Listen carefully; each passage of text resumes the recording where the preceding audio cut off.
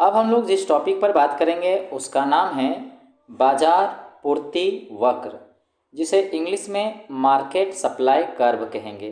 तो आइए हम लोग जानते हैं कि बाजार पूर्ति वक्र क्या है। तो देखिए, बाजार पूर्ति वक्र वह निर्गत स्तर जिसको लोग एक्स अक्ष में अंकित करते हैं। तो बाजार पूर्ति वक्र क्या है? वह निर्गत स्तर दर्शाता है।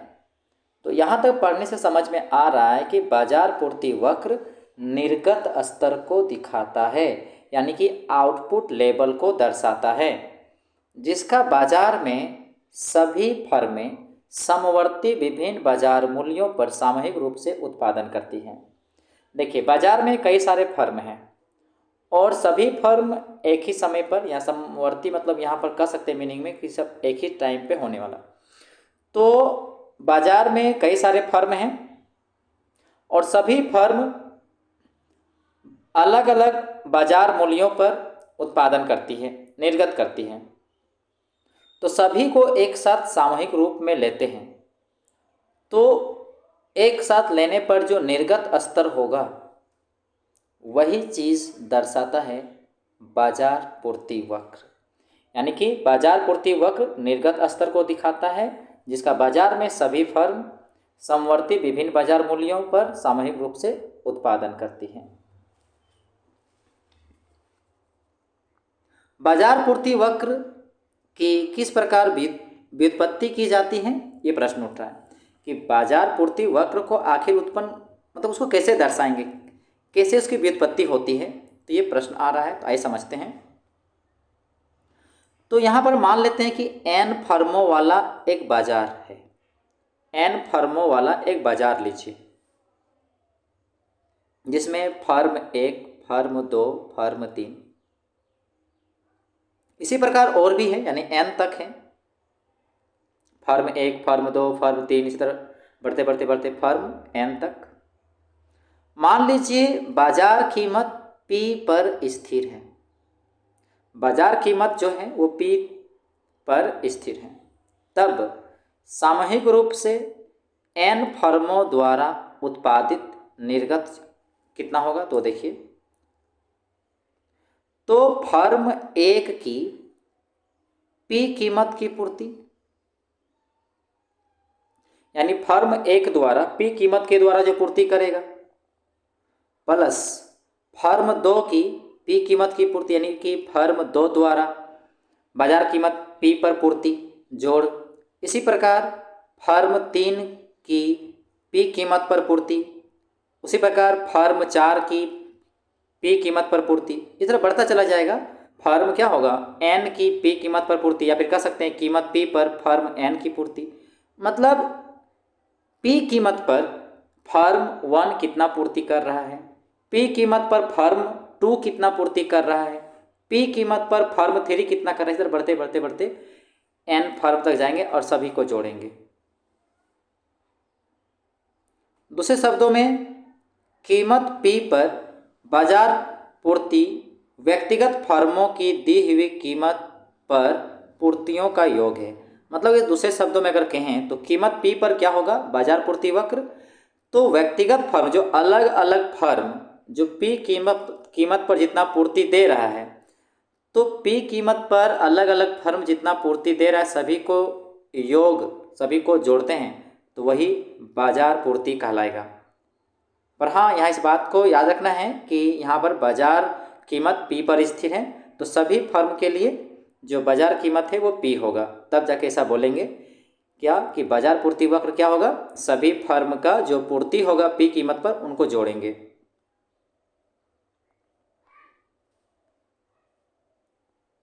आइए अब एक बाजार पूर्ति वक्र की ज्यामितीय रचना करें। अब हम लोग इसको यहाँ पर ज्यामिति के द्वारा समझेंगे।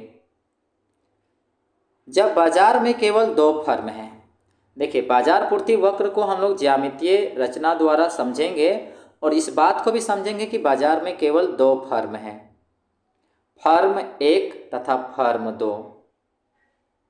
दोनों फर्म की विभिन्न लागत संरचनाएं हैं। देखिए, दोनों फर्म में विभिन्न लागत संरचनाएं हैं। यदि बाजार कीमत P1 बार से कम है। मान लेते हैं कि बाजार कीमत जो है P1 बार से कम है,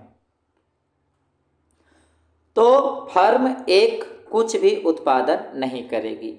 मतलब यहाँ एक सिचुएशन आ रहा है कि अगर बाजार कीमत P1 बार से कम है तो फर्म एक कुछ भी उत्पादन नहीं करेगी। और यदि बाजार कीमत P2 बार से कम है, इससे अगर कम है, तो फर्म दो कुछ भी उत्पादन नहीं करेगी। यह भी मान लीजिए कि P2 बार जो है P1 बार से अधिक है।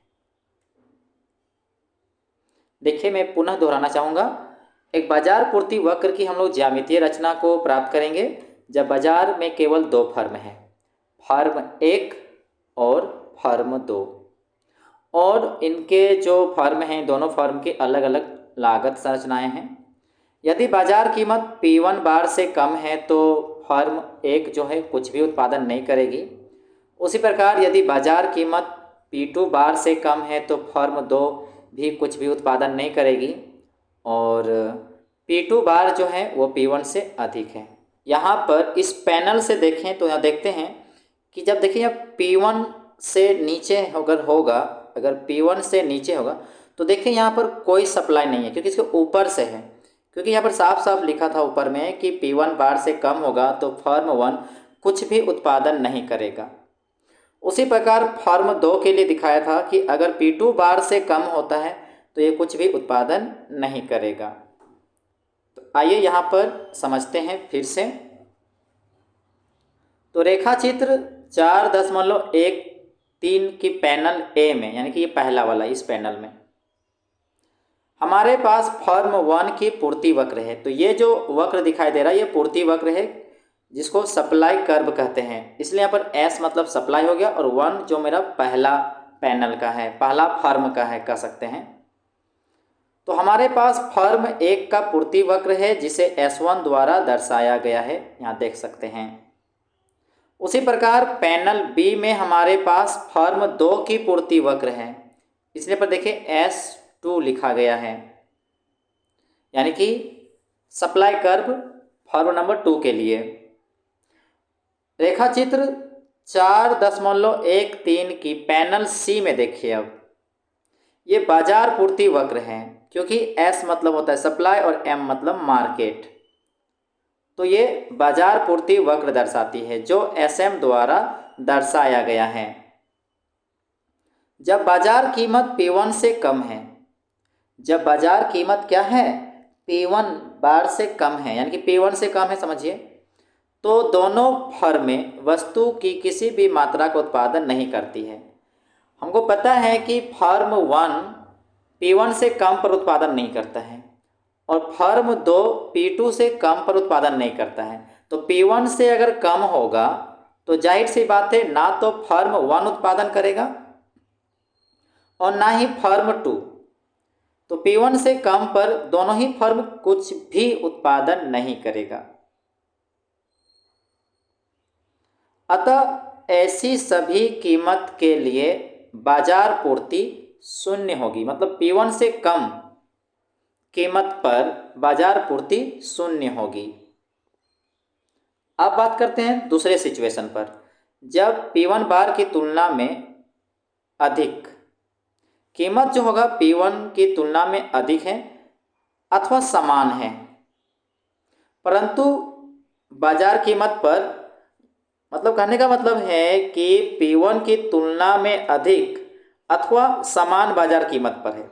एक ऐसा कीमत आप सोच रहे हैं जो P1 बार से अधिक है और बाजार कीमत के बराबर है, परंतु P2 बार से कम है। तो ऐसी स्थिति में जाहिर सी बात है जब P2 बार से कम है तो फर्म नंबर 2 जो है वो उत्पादन नहीं करेगा। केवल फर्म एक ही वस्तु की किसी सकारात्मक मात्रा का उत्पादन करेगी। अतः इस श्रेणी में बाजार पूर्ति वक्र जो होगा फर्म एक के पूर्ति वक्र के संपाती होगा। मतलब इस सिचुएशन में जब कीमत जो होगा P1 बार से अधिक होगा, P1 बार से क्या होगा, अधिक होगा, किसका, कीमत का वैल्यू, और बाजार कीमत के बराबर होगा, किसके बराबर होगा, बाजार कीमत का, किंतु किससे कम होगा वो कीमत, वो P2 बार से कम होगा। तो ऐसी स्थिति में जो फर्म 2 है किसी भी मात्रा का उत्पादन नहीं करेगा, मगर फर्म 1 जो है वो वस्तु की किसी सकारात्मक मात्रा का उत्पादन करेगी। और ऐसी स्थिति में जो बाजार पूर्ति वक्र जो बनेगा, दोनों को मिला के जो बाजार पूर्ति वक्र, चूँकि S2 का तो कुछ योगदान ही नहीं है, सिर्फ S1 का योगदान है, तो यहाँ पर जो बाजार पूर्ति वक्र जो होगा फर्म 1 का जो था ना, उसी की तरह बाजार पूर्ति वक्र बनेगा। तो यहाँ पर देख सकते हैं कि ये जैसा है उस तरह यहाँ भी है। ठीक है, यहाँ पर देख सकते हैं P2 के बराबर अथवा उससे अधिक, P2 कीमत के बराबर या उससे अधिक हो तो बाजार कीमत पर दोनों फर्म के पास सकारात्मक निर्गत स्तर होंगे। क्योंकि हम लोग जानते हैं कि बाजार कीमत अगर P2 होता है तो फर्म 2 तो उत्पादन करेगा ही, और फर्म 1 तो ऑलरेडी करेगा, क्योंकि फर्म 1 जो था वो तो P1 के बराबर या उससे अधिक पर उत्पादन करता है, और हम लोग यहाँ पर देखे थे कि P2 ज़्यादा है, तो जाहिर सी बात है P2 के बराबर या उससे अधिक होने पर बाजार कीमत दोनों फर्म के पास सकारात्मक निर्गत स्तर होंगे, यानी उत्पादन दोनों करेगा। उदाहरण के लिए एक ऐसी स्थिति को लेते हैं जहां बाजार कीमत P3 मूल्य ग्रहण कर लेती है। तो देखिए P3 जो है P2 से अधिक है, मान लेते हैं। तो दी गई P3 पर जो फर्म 1 निर्गत की Q3 इकाइयों की पूर्ति करती है, यानी कि फर्म जो 1 है, फर्म 1 कितना पूर्ति कर रहा है न, Q3 इतना निर्गत कर रहा है, इतना इकाइयों की पूर्ति कर रहा है। मतलब जिस समय कीमत कितना है, P3 है, तो ये Q3 किसके द्वारा निर्गत हो रहा है, पूर्ति हो रहा है, मतलब ये पूर्ति हो रहा है फर्म 1 के द्वारा। जबकि फर्म 2 निर्गत की Q4 इकाइयों की पूर्ति करती है। तो P3 कीमत पर फर्म 1 कितना पूर्ति कर रहा है, Q3। फर्म 2 कितना पूर्ति कर रहा है, Q4। ठीक है,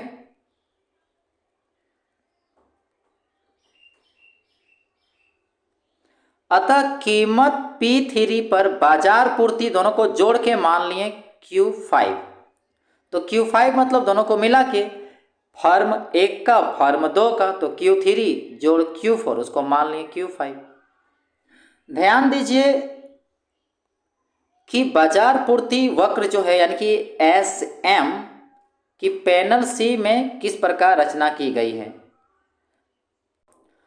तो यहाँ पर जो पैनल C में जो यहाँ पर बाजार पूर्ति वक्र जो निकाला है, एक्चुअली में क्या किया है, 2 फर्मों की पूर्ति वक्र को जोड़ा है, S1 और S2 जो समस्तरीय योग, यानी कि एक ही समय पर जो दोनों बाजार की जो पूर्ति वक्र है उसको एक साथ जोड़ के बाजार पूर्ति वक्र SM प्राप्त करते हैं।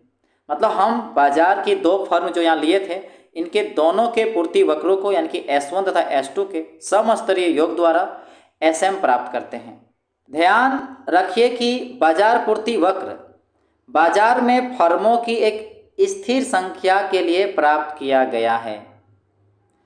यहाँ पर ध्यान देने बात यह है कि बाजार पूर्ति वक्र जो हम लोग यहाँ प्राप्त किए हैं, तो यहाँ पर बाजार के फर्मों की एक स्थिर संख्या के लिए प्राप्त किया गया है।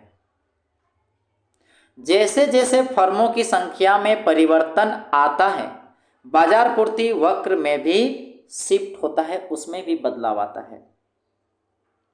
विशेष रूप से यदि बाजार में फर्मों की संख्या वृद्धि होती है तो बाजार पूर्ति वक्र में दाहिनी ओर यानी कि इधर दाहिनी ओर शिफ्ट होता है। मतलब ये पूर्ति वक्र इधर आगे बढ़ेगा, दाहिनी तरफ बढ़ेगा, क्योंकि यहाँ पर निर्गत की मात्रा बढ़ने लगेगी जब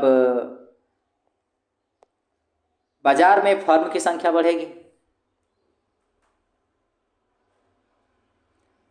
अब हम उपयुक्त ग्राफीय विश्लेषण को संबंधित संख्यात्मक उदाहरण से देखते हैं। अब हम लोग यहाँ पर जो बाजार पूर्ति वक्र है, आइए उसको नंबर के माध्यम से, संख्या के माध्यम से समझेंगे।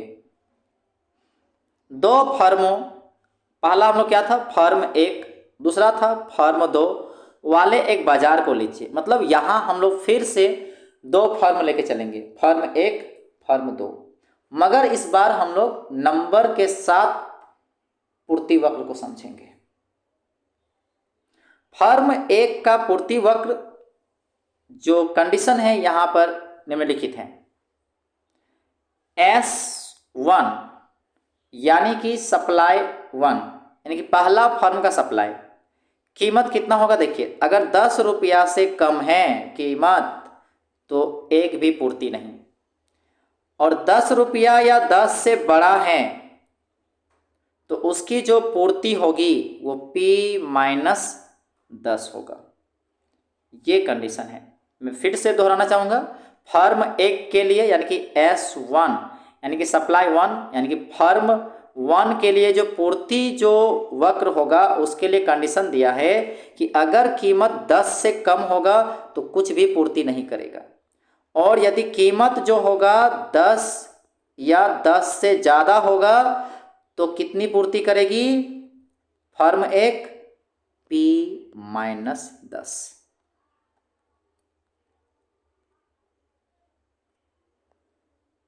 तो यहां देखिए, ध्यान दीजिए कि S1 यानी कि पहला फर्म के लिए जो पूर्ति जो है इंगित करता है कि फर्म 1 0 निर्गत का उत्पादन करती है यदि बाजार कीमत यानी P जो है 10 से स्पष्ट रूप से कम है। ये थोड़ी देर पहले बता रहे थे। तथा दूसरे कंडीशन में दिखा रहा है फर्म 1 का कि निर्गत कितना होगा, P-10 का उत्पादन करती है यदि बाजार कीमत यानी P जो होगा वो 10 से अधिक या उसके बराबर हैं। अब हम लोग मानते हैं फर्म 2 के लिए, तो मान लीजिए फर्म 2 का पूर्ति वक्र निम्नवत है, इसका भी कंडीशन है। देखिए, तो S2 यानी कि फर्म 2 का सप्लाई यानी पूर्ति वक्र कितना होगा, यहाँ पर देखिए, जब 15 रुपया से कम होगा कीमत तो ये कुछ भी निर्गत नहीं करेगा फर्म 2, किंतु 15 रुपया के बराबर या उससे अधिक होगा तो ये कितना निर्गत करेगा, P-15। यहाँ पर कंडीशन अगर हम देखें दूसरे फर्म का तो उसी प्रकार बिल्कुल S1 में भी कंडीशन है, एक जैसे दोनों में निर्वचन है, मतलब एक जैसे कंडीशन है, एक जैसी स्थिति है, अतः इसे छोड़ दिया गया है। अब बाजार पूर्ति वक्र SM सरल रूपों में से दोनों फर्मों की पूर्ति वक्रों का योग है। अब हम लोग क्या करते हैं, अतः इसे छोड़ दिया गया है। अब बाजार पूर्ति वक्र जो SM जो है सरल रूप से दोनों फर्मों के पूर्ति वक्रों का योग है। दूसरे शब्दों में हम लोग कहें तो यहाँ ऐसे बोल सकते हैं कि SM जो होगा यानी कि बाजार पूर्ति जो होगा वो पहले फर्म का और दूसरे फर्म के जोड़ के निकलेगा। परंतु इससे अभिप्राय ये है कि देखिए किस प्रकार लिखेंगे इसको गणितीय रूप में। तो SM को हम लोग निम्नवत इस प्रकार से लिख सकते हैं। तो SM यानी कि मार्केट का जो पूर्ति है तो 10 से कम 0 होगा, क्योंकि हम लोग जानते हैं कि 10 से कम में फर्म पहला जो है वो भी निर्गत नहीं करता है और फर्म दूसरा भी नहीं करता है, तो दोनों को मिला देने पर 10 से कम पर मार्केट का जो सप्लाई है वो 0 होगा। उसके बाद जब कीमत जो होगा 15 से कम होगा किंतु 10 और 10 से ज़्यादा होगा, तो जाहिर सी बात है ये पहला फर्म ही निर्गत करेगा, दूसरा फर्म नहीं करेगा। तो पहला फर्म का जो था उसको यहाँ लिख देंगे P-10। इसी प्रकार 15 या उससे ज़्यादा जब लेंगे तो देखिए पहला फर्म भी निर्गत करेगा और दूसरा फर्म भी निर्गत करेगा, तो दोनों को जोड़ देंगे। तो P-10 जोड़ P-15, तो P और P जोड़ के 2P हो गया और -10 और -15 -25। तो इस प्रकार से हम लोगों ने गणितीय रूप से जो बाजार पूर्ति वक्र है उसको समझा।